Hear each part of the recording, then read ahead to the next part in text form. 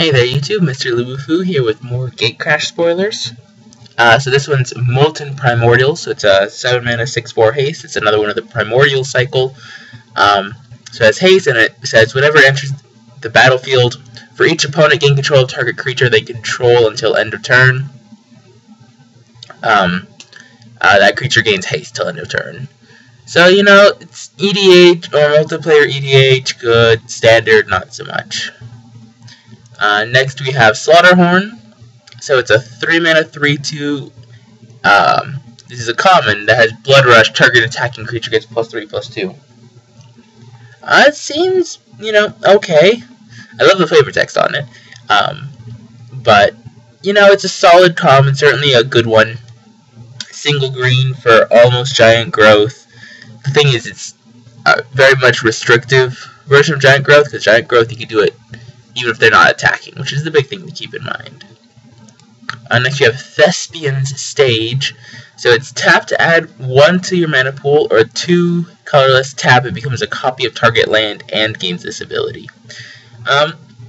Very interesting card. There's been a lot of mixed feelings about it. I think it's interesting. I mean, it's good in EDH, but you could say that about a lot of things. I would say it would be modern playable, but Cloudpost is still banned, so this is not as good. And in Standard, there's really not much you could do with this. Yeah, you can. There's no lands that are worth copying, because if you copy Cavern of Souls, you actually don't have a creature type named with Thespian's Stage. And yeah, you could take some other lands which are so subjective, or so like specifically used that, yeah, it could be good in certain situations. But I like the feel of it.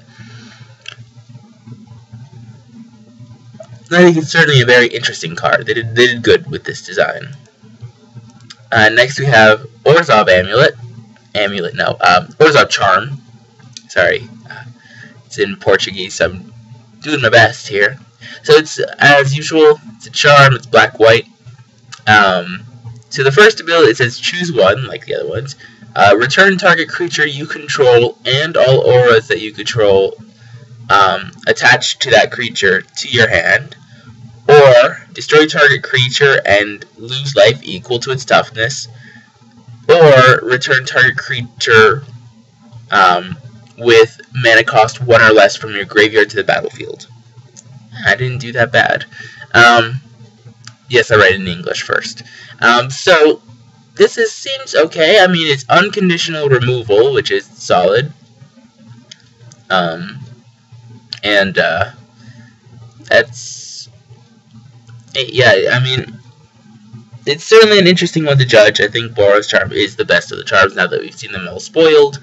But this is certainly very, very interesting. Next, you have Merciless Eviction, which when they spoiled the art, I was like, oh, please be Damnation. But no. So it's 6 mana. Choose one. Exile all artifacts, or exile all creatures, or exile all enchantments, or exile all Planeswalkers. By the way, Flavor Text is my favorite thus far in the set.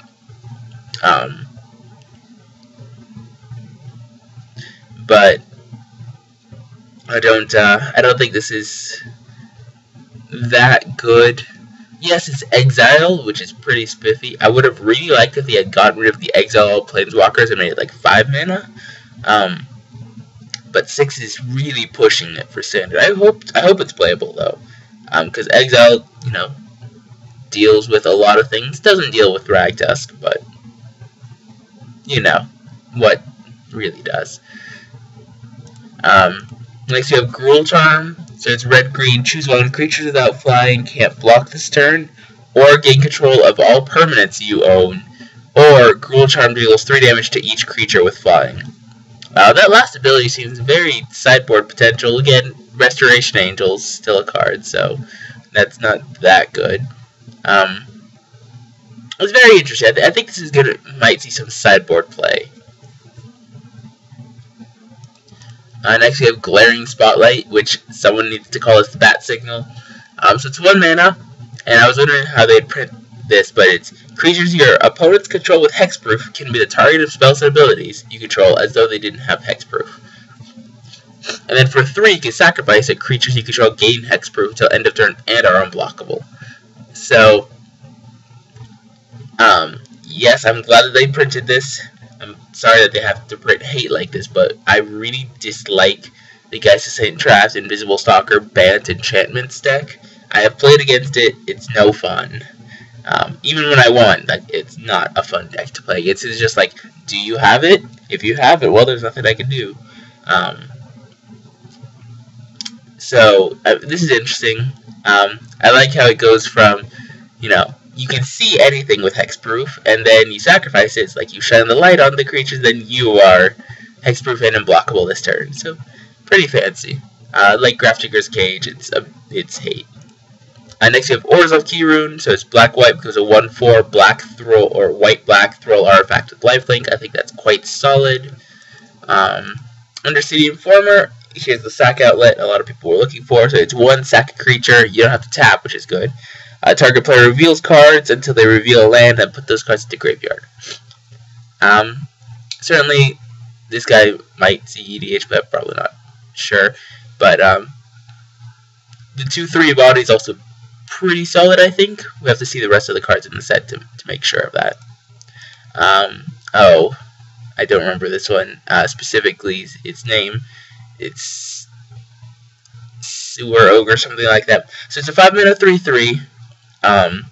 It says, I'm gonna have to click back. It's been a little bit while. Ogre Slumlord. Whenever non-creature token you control or non-token creature you control dies, put a 1/1 black creature token with death. A 1/1 black rat creature token to the battlefield, and rats you control have death touch. So, you know, it's Packrat.deck. Not really. It's not as good as Packrat because it's Packrat.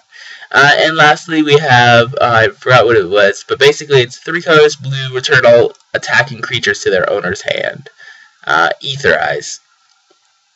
Which is certainly decent and limited, I think, if you're going against, like a Gruul deck, where they Alpha Strike and they just go, whoop!